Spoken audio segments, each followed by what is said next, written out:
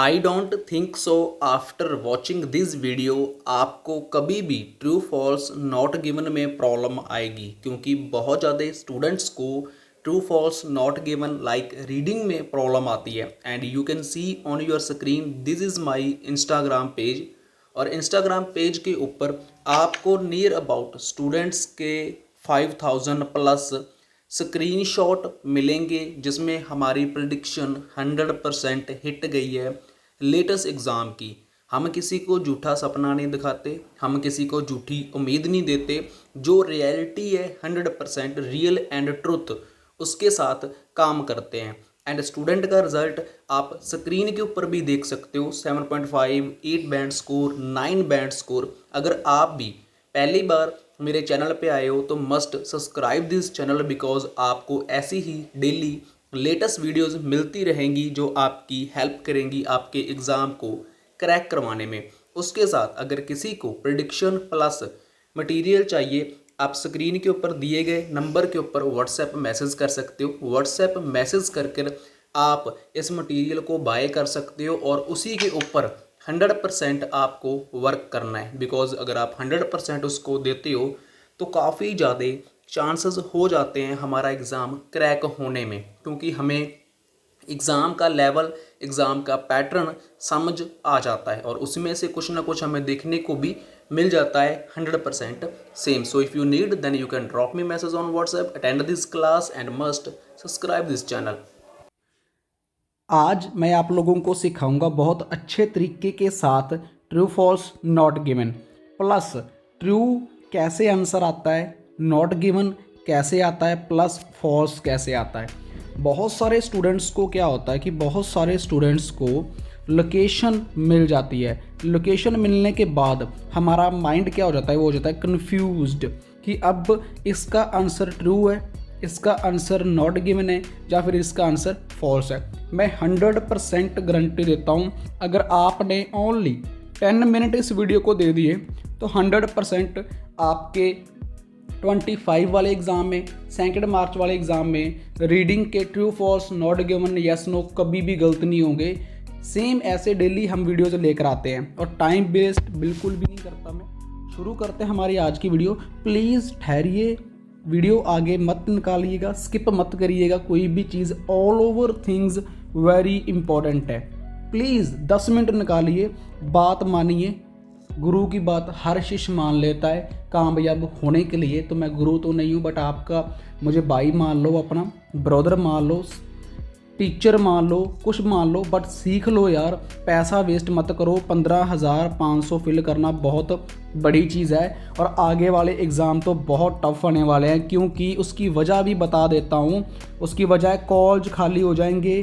12th करने के बाद सभी के सभी IELTS ही करेंगे, IELTS के पीछे ही पढ़ेंगे भाई। सो प्लीज़ समझ लो, आपके पास कुछ टाइम है तो सीख लो। आपके लिए वीडियो लेकर आया हूँ। तो ये है हमारा पैराग्राफ, ये हमारा पैराग्राफ है और यहाँ पर कुछ क्वेश्चन दिए गए हैं। मैं आपको क्वेश्चन के आंसर हाइड कर देता हूँ, सॉरी। पहले का आंसर तो चलो आपने देख ही लिया है। चलो हमारा पहला क्वेश्चन क्या है। द साइंटिस्ट, जो हमारे साइंटिस्ट हैं, the scientist are using the तकनीक, जो साइंटिस्ट हैं ये यूजिंग करते हैं किसको, तकनीक, from the electronics to control specific plant. जो साइंटिस्ट है ये तकनीक का यूज़ करते हैं। वो तकनीक कहाँ से आती है, इलेक्ट्रॉनिक, जो हमारे प्रोजेक्ट होते हैं, गैजेट्स होते हैं इलेक्ट्रॉनिक्स, उनसे आती है। तो कंट्रोल किसको कंट्रोल करने के लिए, स्पेसिफिक प्लांट प्रोप्राइटर्स, जो हमारे प्लांट्स के प्रोप्राइटर्स होते हैं उनको कंट्रोल करने के लिए इलेक्ट्रिसिटी तकनीक है वो काम करते हैं। कौन करते हैं, साइंटिस्ट। अब इसका आंसर फाइंड करते हैं हम पहले पैराग्राफ में।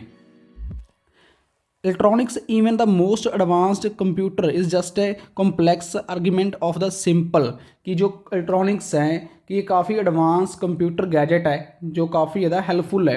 And modular parts that control specific functions, जो ज़्यादातर मॉडुलर पार्ट के कंट्रोल्स जो फंक्शन है उनको कंट्रोल करता है।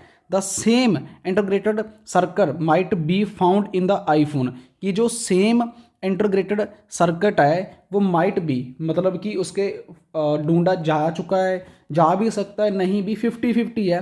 फाउंड किस में फाउंड होता है वो आईफोन में, और इनने एयरक्राफ्ट जो जहाज़ों के एयरक्राफ्ट होते हैं साइड पे लगे होते हैं उनमें।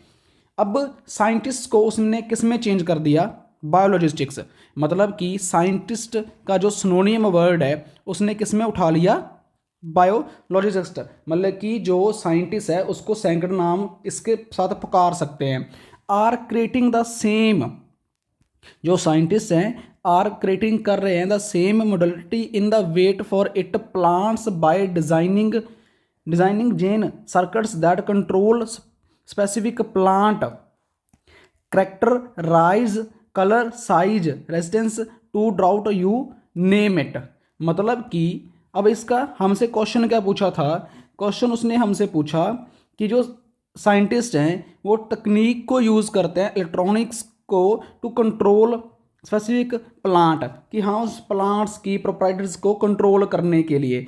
अब यहाँ पर किसकी बात कर रहा है, यहाँ पर साइंटिस्ट वो तो कहता है कि क्रिएट करते हैं ज़्यादातर, वेट फॉर इट कि इंतज़ार करो उसके लिए, प्लांट्स बाय डिज़ाइनिंग कि जो प्लांट्स हैं उनका जो डिज़ाइनिंग है, सर्किट्स है दैट कंट्रोल कि जो उनका कंट्रोल होता है वो स्पेसिफिक प्लांट करेक्टराइज कि उनका स्पेसिफिक प्लांट है जो करेक्टराइज होता है, मतलब उनके कंट्रोल में होता है, कलर उसका साइज, मतलब कि एवरीथिंग जो उसको एक नाम दिया गया है। तो अब हमारा आंसर क्या है, अब हमारा आंसर सेम इसके साथ हमारी इंफॉर्मेशन मैच करती है। देखते हैं, साइंटिस्ट को यूजिंग तकनीक electric control specific plant, yes इसके साथ हमारी करती है। अब ये हमारा जो आंसर है ये ट्रू है, हमारा जो आंसर ट्रू है। अब आपको मैं इसकी डेफिनेशन भी दिखाता हूँ कि ट्रू क्यों है, आप देख लो, पहले ही देखो हमारा आंसर ट्रू है। अब और अच्छे से आपको समझ आएगा, मैं आपको दिखाता हूँ और अच्छे से कैसे आपको समझ आएगा। मैं आपके लिए एग्जाम्पल ढूंढकर सब कुछ लेकर आया हूँ। देखिए, this is the first question, ये पहला क्वेश्चन है, so answer should be the somewhere in the first और सेकंड पैराग्राफ, भी पहले दूसरे पैराग्राफ में इसका आंसर हो सकता है।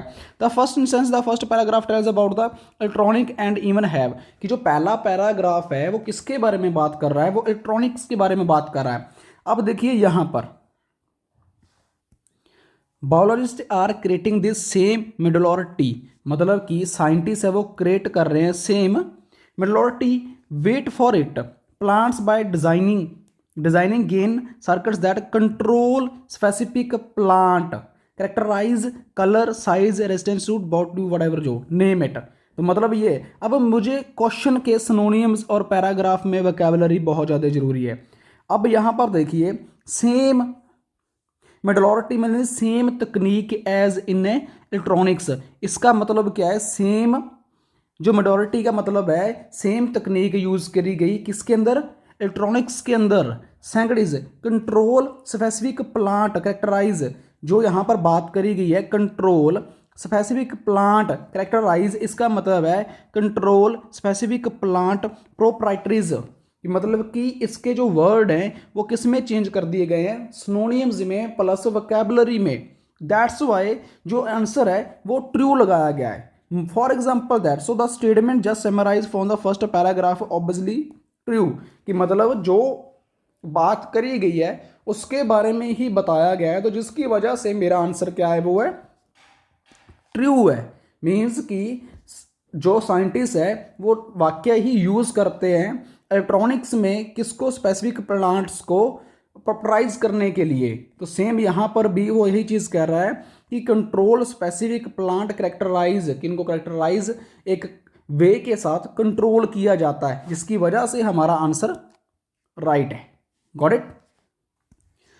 मोस्टली जहाँ पर एक चीज़ मैं आपको पहले बता देना चाहता हूँ, जहाँ पर 50-50 थिंग्स हमें देखने को मिले तो वो ज़्यादातर आंसर मतलब कि नॉट गिवन या फिर फॉल्स होता है ज़्यादातर। जस्ट लाइक उसके मैं कीवर्ड्स आपको नेक्स्ट वीडियो में डिफाइन कर दूंगा। जस्ट लाइक यहाँ पर देखते हैं, यहाँ पर लिखा है some synthetic biologist work with genetic circuits of mammals, की सम यहाँ पर लिखा है सम सेनेटिक बायोलॉजिस्ट की जो कुछ मतलब कुछ synthetic biologist mean scientist work करते हैं किसके साथ, जेनेटिक सर्किट्स के साथ ऑफ मैमल्स के, कि सम सेनेटिक बायोलॉजिस्ट। अब हमारा ये कीवर्ड है वर्क विद जेनेटिक सर्किट्स। अब हमें ये पैराग्राफ सैकड़े में मिलेगा, तो आंसर मैं आपको वहाँ पर दिखाता हूँ जाकर, वैसे नीचे आ चुका है कि क्या क्यों इसका आंसर फॉल्स आया, या फिर नॉट गिवन आया, या फिर ट्रू आया। तो फर्स्ट ऑफ ऑल हमारा सेकंड पैराग्राफ यहाँ पर है। तो सेकंड पैराग्राफ में the relatively new interdisciplinary field in synaptic biology, the design of genetic circuits, the design of genetic circuits just like in electronics that control different functions and can be easily placed in one organism और the next. मतलब कि ये एक control different functions को करता था कि उसको ईजिली प्लेस्ड एक जगह से दूसरी जगह में उसको आराम से ऑर्गेनिज्म की तरह शिफ्ट कर सकते थे, वन ऑर्गेनिज्म और next. The most of today synthetic biological work with the simple macroeconomics like E coil और ERST। मतलब कि जो यहाँ की रियलिटी भी शो करते हैं, जो वहाँ के साइंटिस्ट थे, उन्होंने इस चीज़ को डिज़ाइन को क्रिएट किया, बट वन इलेक्ट्रिसिटी ऑर्गेनिज्म को इन द नेक्स्ट उसमें भी रिप्लेस कर सकते थे। पर ज़्यादातर साइंटिस्ट, देखिए यहाँ पर बात कर रहा है मोस्ट ऑफ द टूडे, कि ज़्यादातर आज की दुनिया के अंदर जो साइंटिस्ट हैं synthetic work with a simple, कि वो एक वर्क करते हैं एक सिंपल मैक्रोऑर्गेनिज्म के साथ। तो अब हमारा आंसर क्या है कि मोस्ट ऑफ, उसने कहा था कि मोस्ट ऑफ द टूडे। अब यहाँ पर देखते हैं सेम आंसर में कुछ चीज़ें हैं कि मोस्ट सम, उसने कहा कि सम, उसने कहा कि मोस्ट, दोनों में बहुत बड़ा डिफरेंस है। फर्स्ट ऑफ ऑल कीवर्ड यहीं पर आपको देखने को मिलेगा। चलो मैं आपको इसका आंसर बता देता हूँ। इसका आंसर नीचे देखते हैं। यहाँ पर बात कर रहा है मोस्ट ऑफ टूडे, कि ज़्यादातर today biologist work with a simple macroorganism like E coli और ईयरस्ट, मतलब ज़्यादातर उसके साथ वो होता है लाइक दैट, कि इसकी एग्जाम्पल दी है। बट यहाँ पर इसका आंसर निकलता है नॉट गिवन। इसकी वजह क्या है? अब इसकी वजह नीचे डेफिनेशन दी गई है, बट वी डोंट नो, देखिए कि we don't know anything about some biologistics, कि हम कुछ नहीं जानते सम सिंथेटिक बायोलॉजिस्ट के बारे में। Maybe some biologist work with mammals, क्या पता कुछ बायोलॉजिस्ट वर्क करते हो किसके साथ? मैमल्स के साथ। मे बी नॉट, क्या पता वो करते हों, क्या पता वो काम करते ना हो। मतलब कि दोनों का आंसर क्या है? 50-50। So the answer is not given. समझने की कोशिश करिए। 100% रियलिटी के साथ आपके लिए ढूंढ कर लेकर आया हूं मैं इस चीज़ को, कि उसने नॉट गिवन क्यों लगाया। नॉट गिवन उसने लगाया कि यहाँ पर कीवर्ड ही तो समझने हैं हमें। The most scientist work with किसके साथ? जेनेटिक सर्किट्स के साथ और मैमल्स के साथ। कि उसने कहा कि मोस्ट साइंटिस्ट काम करते हैं मैमल्स के साथ, राइट। तो यहाँ पर कह रहा है सम, यहाँ पर कुछ कहता कुछ साइंटिस्ट काम करते हैं मैमल्स के साथ। बट यहाँ पर क्या लिखा हुआ है? मोस्ट ऑफ टूडे, कि ज़्यादातर आज की दुनियादारी में वो वर्क करते हैं विद इस तरीके के साथ। तो यहाँ पर डोंट नो, हम नहीं जानते कि सम कुछ लोग काम करते हैं या कुछ लोग काम करते नहीं हैं। सो हमारा जो आंसर आएगा वो नॉट गिवन आएगा। मे भी आपको समझ में आ रहा होगा, क्योंकि ना कहते हैं कि बाप अगर उंगली पकड़ ले, बेटे ने चलना तो खुद नहीं होता है।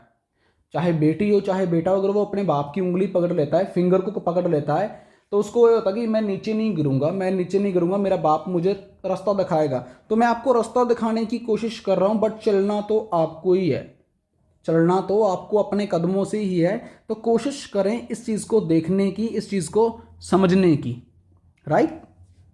अब थर्ड का आंसर आपने फाइंड करना है। थर्ड का आंसर मैंने आपको वैसे बता दिया है, 100% आंसर मैंने आपको बता दिया है। तो आपने फाइंड करना है और मुझे कमेंट में बताना है। कमेंट में बताओगे तो मैं आपको बता दूंगा कि हाँ आपने एक तो फुल वीडियो देखी है, प्लस आपका आंसर रॉन्ग है या फिर आपका आंसर राइट है। तो मैंने वैसे आंसर इसका बता दिया है आपको, थर्ड क्वेश्चन का। अगर आपने टिप्स को थोड़ा बहुत मुझे ध्यान रखा होगा सुनने में, तो मे बी 100% आपका आंसर निकल जाएगा। आपको मतलब मालूम होगा आंसर, आपको पता होगा। तो यहाँ से मैं पता करके देखता हूँ कि कितने का सीरियस हो आप अपने आइलेट्स को लेकर, कि आप आइलेट्स कर रहे हो बट कितने का सीरियस हो इस चीज़ को लेकर। तो आंसर आपकी स्क्रीन के ऊपर है। ट्राई टू अंडरस्टैंड, इस आंसर को समझिए, कमेंट सेक्शन में बताइए। और ये इसका पैराग्राफ है, इसी पैराग्राफ में इसका आंसर है। मैं आपको ये भी बता देता हूँ, यहाँ से लेकर ही यहाँ तक थर्ड का आंसर है, ये भी मैंने आपको बता दिया। और ट्राई टू वेल दैट, इस चीज़ को देखिए और मुझे बताइए कि आंसर क्या है। ठीक है जी, तो कमेंट में बताएं।